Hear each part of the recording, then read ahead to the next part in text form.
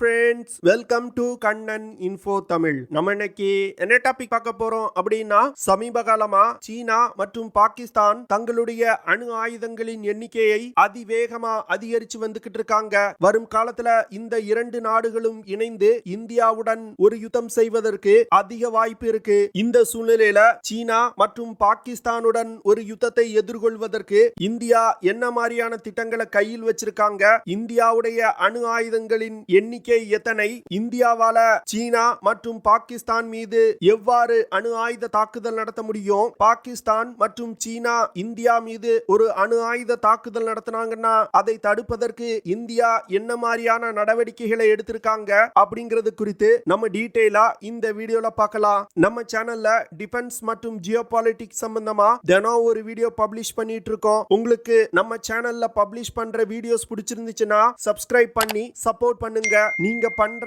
ஒவ்வொரு சப்ஸ்கிரிப்ஷனும் எனக்கு அடுத்தடுத்த வீடியோஸ் போடுறதுக்கு ஒரு மோட்டிவேஷனா இருக்கும். சமீப காலமா இந்தியாவின் எதிரி நாடுகளான சீனா மற்றும் பாகிஸ்தான் தங்களுடைய ராணுவத்திற்கு இடையிலான கோஆர்டினேஷனை பெருமளவுல அதிகரிச்சிருக்காங்க. இரு நாடுகளும் தங்களுடைய ராணுவத்தின் பலத்தை தொடர்ந்து அதிகரித்து வர்றாங்க. அது மட்டும் இல்லாம தங்களிடம் உள்ள அணு ஆயுதங்களின் எண்ணிக்கையையும் தொடர்ந்து அதிகரிச்சு வந்துகிட்டு இருக்காங்க. சீனா மற்றும் பாகிஸ்தானுடைய இந்த செயல்பாடு இந்தியாவுடைய பாதுகாப்பிற்கு ஒரு மிகப்பெரிய அச்சுறுத்தலை ஏற்படுத்தக்கூடிய விஷயம். இப்படி இந்தியாவின் எதிரி நாடுகள் தங்களுடைய அணு ஆயுதங்களை அதிகரிக்கும் பொழுது இந்தியா என்ன செஞ்சுக்கிட்டு இருக்காங்க அப்படின்னு உங்களுக்கு கேள்வி எழலாம். இப்போ நம்ம இந்தியாவுடைய அணு ஆயுத திட்டம் என்ன அப்படிங்கறத பார்க்கலாம். 1972ல பாகிஸ்தான் தங்களுடைய நியூக்ளியர் வெப்பன் புரோகிராம தொடங்கினாங்க. ஆனா இந்தியா 1974ல ஸ்மைலிங் புத்தா அப்படிங்கிற ஆபரேஷன் மூலமா தங்களுடைய முதல் அணு ஆயுத சோதனையை நடத்தினாங்க. இந்த அணு ஆயுத சோதனையை திருமதி இந்திரா காந்தி தலைமையிலான அரசாங்கம் நடத்தினாங்க. இந்தியா ஸ்மைலிங் புத்தா அணு ஆயுத சோதனையை நடத்துவதற்கு முக்கியமான காரணம் சீனா தான். 1962ல இந்தியாவிடம் அணு ஆயுதங்கள் கிடையாது. இதன் காரணமா சீனா இந்தியா மீது தாக்குதல் நடத்தி சில பகுதிகளை கைப்பற்றி கொண்டாங்க. இந்த விஷயம் திருப்பி நடக்க கூடாது அப்படிங்கிறதுக்காக தான் திருமதி இந்திரா காந்தி தலைமையிலான இந்திய அரசாங்கம் இந்த ஸ்மைலிங் புத்தா ஆபரேஷனை கேரி அவுட் பண்ணாங்க. அதற்கு பிறகு மே 11, 1998ல திரு அடல் பிஹாரி வாஜ்பாய் அவர்களின் தலைமையிலான இந்திய அரசாங்கம் போக்ரான்ல வச்சு தன்னுடைய இரண்டாவது அணு ஆயுத சோதனையை வெற்றிகரமா நடத்தினாங்க. இந்த அணு ஆயுத சோதனையில 5 நியூக்ளியர் வார்ஹெட்டுகள் வெடிக்க வைக்கப்பட்டது. இதனை தொடர்ந்து இந்தியா அணு ஆயுத சோதனை நடத்திய அடுத்த 17வது நாள் பாகிஸ்தான் தன்னுடைய அணு ஆயுத சோதனையை நடத்தினாங்க. பாகிஸ்தான் மற்றும் இந்தியா நடத்திய அணு ஆயுத சோதனையில என்ன முக்கியமான வித்தியாசம்னா, இந்தியா அணு ஆயுத சோதனை நடத்த போவது உலகின் எந்த ஒரு நாட்டிற்கும் தெரியாது. இந்தியா அமெரிக்க உளவு சேட்டலைட்டுகளின் கண்ணில் மண்ணை தூவி மிகவும் ரகசியமா போக்ரான்ல இந்த அணு ஆயுத சோதனையை நடத்தியிருக்காங்க. ஆனா பாகிஸ்தான் நடத்த உள்ள அணு ஆயுத சோதனையை அமெரிக்க உளவு சேட்டலைட்டுகள் முன்பே படம் எடுத்துட்டாங்க. அமெரிக்கா பாகிஸ்தானை அணு ஆயுத சோதனை செய்யக்கூடாது அப்படின்னு மிரட்டல் விடுத்தாங்க. அது மட்டும் இல்லாம இந்தியா நடத்திய அணு ஆயுத சோதனை முழுக்க முழுக்க இந்திய விஞ்ஞானிகளால் உருவாக்கப்பட்ட தொழில்நுட்பம். ஆனா பாகிஸ்தானோ சீனாவிடம் இருந்து தொழில்நுட்பத்தை வாங்கி இந்த அணு ஆயுத சோதனை நடத்தியிருக்காங்க. தற்போதைய நிலையில் இந்தியாவிடம் 90 முதல் 160 அணு ஆயுதங்கள் இருக்கு. ஆனா பாகிஸ்தானிடம் 100 முதல் 165 அணு ஆயுதங்கள் இருக்கு. அதுவே சீனாவிடம் 350 அணு ஆயுதங்கள் இருக்கு. இந்தியாவிடம் 90 முதல் 160 அணு ஆயுதங்கள் தான் இருக்கு. இது பாகிஸ்தான் மற்றும் சீனாவை விட குறைவான அணு ஆயுதங்கள் அப்படின்னு நீங்க நினைக்கலாம். ஆனா உண்மையில இந்தியாவிடம் 700 கிலோ வெப்பன் கிரேட் புளூட்டோனியம் இருக்கு. இந்த 700 கிலோ புளூட்டோனியத்தை கொண்டு 213 அணு ஆயுதங்களை இந்தியாவால் தயாரிக்க முடியும். இந்தியா தேவைப்படும் பொழுது அணு ஆயுதங்களை அதிகமா தயாரித்துக் கொள்ளலாம் அப்படின்னு இந்த வெப்பன் கிரேட் புளூட்டோனியத்தை சேமிச்சு வச்சிருக்காங்க. அதனால இந்தியாவிடம் குறைவான அணு ஆயுதங்கள் இருக்கு அப்படின்னு நம்ம கவலைப்பட தேவையில்லை. அடுத்து எத்தனை அணு ஆயுதங்கள் இருக்கு அப்படிங்கிறது முக்கியம் இல்ல. ஆனா இருக்கக்கூடிய அணு ஆயுதங்களை எப்படி எதிரிகள் மீது பிரயோகிக்க முடியும் அப்படிங்கிறது தான் மிகவும் முக்கியம். அதுல சீனா மற்றும் பாகிஸ்தானை விட இந்தியா ஒரு முன்னேறிய நிலையில இருக்காங்க.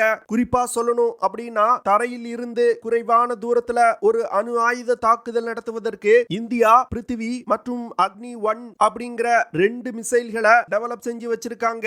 இதுல பிருத்திவி 2 மிசைல்னால 250 முதல் 350 கிலோமீட்டர் தூரத்துல உள்ள இலக்குகளை மிக துல்லியமா தாக்க முடியும். அக்னி 1 மிசைல்னால 700 முதல் 1200 கிலோமீட்டர் தூரத்துல உள்ள இலக்குகளை தாக்க முடியும். பிருத்திவி 2 மற்றும் அக்னி 1 மிசைல்களை இந்தியா பிரத்யேகமா பாகிஸ்தானை மனதில் வைத்து டெவலப் செஞ்சிருக்காங்க. பாகிஸ்தான் மீது அணு ஆயுத தாக்குதல் நடத்துவதற்கு பிருத்திவி மற்றும் அக்னி 1 மிசைல்கள் அடங்கிய 20 லான்ச்சர்களை இந்தியாவுடைய வெஸ்டர்ன் பார்டர்ல டிப்ளாய் செஞ்சிருக்காங்க. அடுத்து அக்னி 2 அப்படிங்கிற மீடியம் ரேஞ்ச் பாலிஸ்டிக் மிசைலையும் அக்னி 3 அப்படிங்கிற இன்டர்மீடியட் ரேஞ்ச் பாலிஸ்டிக் மிசைலையும் இந்தியா டெவலப் செஞ்சிருக்காங்க. இந்த மிசைல்கள்னால 2000 முதல் 5000 கிலோமீட்டர் தூரத்துல உள்ள இலக்குகளை மிக துல்லியமா தாக்க முடியும். இது தவிர அக்னி 4 மற்றும் அக்னி 5 அப்படிங்கிற இன்டர்கான்டினென்டல் பாலிஸ்டிக் மிசைல்களை இந்தியா டெவலப் செஞ்சிருக்காங்க. இந்த மிசைல்கள்னால 3500 முதல் 8000 கிலோமீட்டர் தூரத்துல உள்ள இலக்குகளை தாக்க முடியும். அக்னி 4 மற்றும் அக்னி 5 மிசைல்களை இந்தியா பிரத்யேகமா சீனாவை மனதில் கொண்டு உருவாக்கி இருக்காங்க. இந்த 2 மிசைல்களையும் பயன்படுத்தி சீனாவுடைய எந்த ஒரு பகுதியின் மீதும் இந்தியாவால் தாக்குதல் நடத்த முடியும். அடுத்து அக்னி 6 அப்படிங்கிற ஒரு அதிநவீன இன்டர்கான்டினென்டல் பாலிஸ்டிக் மிசைலை டெவலப் செஞ்சு வந்துகிட்டு இருக்காங்க. இந்த மிசைல்னால 11000 முதல் 12000 கிலோமீட்டர் தூரத்துல உள்ள இலக்குகளை தாக்க முடியும். இதுல அக்னி 5 மிசைல்ல இருந்து இந்தியா MIRV அப்படிங்கிற தொழில்நுட்பத்தை ஃபாலோ பண்றாங்க. இந்த MIRV தொழில்நுட்பம் மூலமா ஒரே மிசைலை பயன்படுத்தி வெவ்வேறு திசைகள்ல வெவ்வேறு தூரத்துல இருக்கக்கூடிய பல்வேறு டார்கெட்டுகள் மீது ஒரே நேரத்துல தாக்குதல் நடத்த முடியும். அடுத்து விமானப்படையை பயன்படுத்தி அணு ஆயுத தாக்குதல் நடத்துவதற்கு இந்திய விமானப்படையில் பயன்பாட்டில் உள்ள மிராஜ் 2000 மற்றும் ஜாகுவார் விமானங்களை தற்போது பயன்படுத்த திட்டமிட்டிருக்காங்க. ஆனா இந்த 2 விமானங்களும் 2030வது வருடத்துக்குள் இந்திய விமானப்படையில் இருந்து ரிட்டையர்ட் செய்யப்பட உள்ளது. அதனால வரும் காலத்துல இந்தியா அணு ஆயுத தாக்குதல் நடத்துவதற்கு ரஃபேல் போர் விமானங்களை பயன்படுத்துவாங்க அப்படின்னு டிஃபென்ஸ் எக்ஸ்பர்ட் சொல்றாங்க. விமானப்படையை பயன்படுத்தி அணு ஆயுத தாக்குதல் நடத்துவதற்கு இந்தியா 46 அணு ஆயுதங்களை தயார் நிலையில வச்சிருக்காங்க. அடுத்து கடலில் இருந்து அணு ஆயுத தாக்குதல் நடத்துவதற்கு இந்தியா தனுஷ் அப்படிங்கிற short range ship launch ballistic மிசைல்களை பயன்படுத்துறாங்க. இந்த பாலிஸ்டிக் மிசைல்களை பிருத்திவி 2 மிசைல்களை பேஸா வச்சு இந்தியா டெவலப் செஞ்சிருக்காங்க. தனுஷ் ஷிப் லான்ச் பாலிஸ்டிக் மிசைல்களை சுகன்யா கிளாஸ் போர்க்கப்பல்கள்ல இருந்து லான்ச் செய்ய முடியும். இது தவிர 750 கிலோமீட்டர் சென்று தாக்கக்கூடிய K-15 அப்படிங்கிற சப்மரீன் லான்ச் பாலிஸ்டிக் மிசைலை வெற்றிகரமா டெவலப் செய்து இந்தியாவின் அணுசக்தி நீர்மூழ்கி கப்பல்கள்ல இணைச்சிருக்காங்க. அடுத்து 3500 கிலோமீட்டர் ரேஞ்ச் கொண்ட K4 மிசைல்களையும் இந்தியா வெற்றிகரமா டெவலப் செஞ்சிருக்காங்க. இந்த மிசைல்களை தற்போது இந்தியா புதிதாக கட்ட உள்ள நியூக்ளியர் பவர்ட் சப்மரீன்ல இணைக்க உள்ளாங்க. 5000 கிலோமீட்டர் சென்று தாக்கக்கூடிய K5 சப்மரீன் லான்ச் பாலிஸ்டிக் மிசைல்களையும் இந்தியா டெவலப் செஞ்சு வந்துகிட்டு இருக்காங்க. தற்போது இந்திய கடற்படையில INS அரிகாந்த் அப்படிங்கிற ஒரே ஒரு அணுசக்தியால் இயங்கக்கூடிய நீர்மூழ்கி கப்பல் தான் பயன்பாட்டில் இருந்து வருது. ஆனா இன்னும் ஓரிரு மாதங்கள்ல INS அரிகாட் அப்படிங்கிற இன்னொரு அணுசக்தி நீர்மூழ்கி கப்பல் இணைக்கப்பட உள்ளது. அடுத்து 2024 மற்றும் 2025வது வருடத்துல S4 மற்றும் S4 ஸ்டார் அப்படிங்கிற 2 அணுசக்தி நீர்மூழ்கி கப்பல்கள் இந்திய கடற்படையில் இணைக்கப்பட உள்ளது. இந்த S4 மற்றும் S4 ஸ்டார் நீர்மூழ்கி கப்பல்கள் ஏற்கனவே இந்திய கடற்படையில் பயன்பாட்டில் உள்ள அணுசக்தி நீர்மூழ்கி கப்பல்களை விட மிக பெரியதா இருக்க போகுது. இதனால அதிக எண்ணிக்கையிலான K4 மற்றும் K5 சப்மரீன் லான்ச் பாலிஸ்டிக் மிசைல்களை இந்த நீர்மூழ்கி கப்பல்னால எடுத்து செல்ல முடியும். தரை மற்றும் ஆகாயத்திலிருந்து அணு ஆயுத தாக்குதல் நடத்தும் திறனை விட அணுசக்தி நீர்மூழ்கி கப்பல்ல இருந்து அணு ஆயுத தாக்கும் திறன் தான் மிகவும் முக்கியமானது. ஏன்னா தரையில் இருக்கக்கூடிய அணு ஆயுதங்களை சேட்டலைட் உதவியோடு கண்டுபிடித்து தாக்கி அழிக்க முடியும். ஆனா அணுசக்தி நீர்மூழ்கி கப்பல்ல ஒரு சப்மரீன் லான்ச் பாலிஸ்டிக் மிசைல்ல இணைக்கப்பட்டிருக்க அணு ஆயுதத்தை கண்டுபிடிக்க முடியாது. ஏன்னா அணுசக்தி நீர்மூழ்கி கப்பல்கள் பல நாட்கள் நீருக்கு அடியில் மூழ்கி இருக்கக்கூடியது. இதனால இந்தியாவுடைய அணு ஆயுதங்கள் எங்க இருக்கு அப்படிங்கறத கண்டுபிடிக்கவே முடியாது. அதனால எதிரி நாடுகள் இந்தியா மீது ஒரு அணு ஆயுத தாக்குதல் நடத்தினாங்கன்னா இந்த நியூக்ளியர் பவர்ட் அட்டாக் சப்மரீன்ல இருக்கக்கூடிய சப்மரீன் லான்ச் பாலிஸ்டிக் மிசைல்களை லான்ச் செய்து எதிரி நாடுகளை தாக்க முடியும். இந்தியாவால தன்னுடைய தங்களுடைய முப்படைகளை பயன்படுத்தி அணு ஆயுத தாக்குதல் நடத்த முடியும். இத நியூக்ளியர் ட்ரையட் கேப்பபிலிட்டி அப்படின்னு சொல்லுவாங்க. அணு ஆயுத தாக்கும் திறன்ல இந்தியா ஒரு முன்னேறிய நிலையில தான் இருக்காங்க. ஆனா இந்தியா மீது ஒரு அணு ஆயுத தாக்குதல் நடத்தப்பட்டால் இந்தியாவால் அதை தடுக்க முடியுமா அப்படிங்கறத பார்க்கலாம். இந்தியா தன்னுடைய முக்கிய நகரங்களை அணு ஆயுத தாக்குதல் இருந்து பாதுகாப்பதற்கு பாலிஸ்டிக் மிசைல் ஷீல்ட் அப்படிங்கிற திட்டத்தை டெவலப் செய்து வந்துகிட்டு இருக்காங்க. அது மட்டும் இல்லாம சமீபத்துல இந்தியாவின் முதல் medium range surface to air missile ரெஜிமெண்ட ஈஸ்டர்ன் தியேட்டர் கமாண்ட்ல இணைச்சிருக்காங்க. இந்த ஈஸ்டர்ன் தியேட்டர் கமாண்ட் தான் சீன எல்லையை ஒட்டியுள்ள பகுதிகளை பாதுகாக்கக்கூடிய படையணி. இதே ஈஸ்டர்ன் தியேட்டர் கமாண்ட்ல தான் S-400 ஏர் டிஃபென்ஸ் சிஸ்டத்தோட இரண்டாவது ரெஜிமெண்ட டிப்ளாய் செஞ்சிருக்காங்க.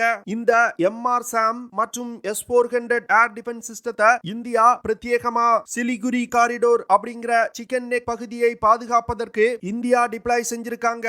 இந்த சிலிகுரி காரிடோர் பகுதி அப்படிங்கிறது மிகவும் ஒரு ஸ்ட்ராட்டஜிக் முக்கியத்துவம் வாய்ந்த பகுதி. இந்த பகுதியை சீனா கைப்பற்றிட்டாங்கன்னா இந்தியாவுடைய வடகிழக்கு மாநிலங்களை டோட்டலா இந்தியாவிடம் இருந்து பிரிச்சிட முடியும். அதனால சிலிகுரி காரிடோர் பகுதியில இந்தியா MR-SAM மற்றும் S-400 ஏர் டிஃபென்ஸ் சிஸ்டங்களை டிப்ளாய் செஞ்சிருக்காங்க. இந்த medium range surface to air மிசைல்களை இந்தியாவின் பாரத் எலக்ட்ரிக்கல் லிமிடெட் நிறுவனமும் இஸ்ரேல் ஏரோஸ்பேஸ் இண்டஸ்ட்ரி நிறுவனமும் இணைந்து டெவலப் செஞ்சிருக்காங்க. சமீபத்துல கூட இந்த இரு நிறுவனங்களும் ஏரோ இந்தியா நிகழ்ச்சியில வச்சு தங்களுடைய ஜாயிண்ட் வெஞ்சரை அடுத்த கட்டத்திற்கு எடுத்து போவதற்கான ஒப்பந்தங்கள்ல கையெழுத்திட்டு இருக்காங்க.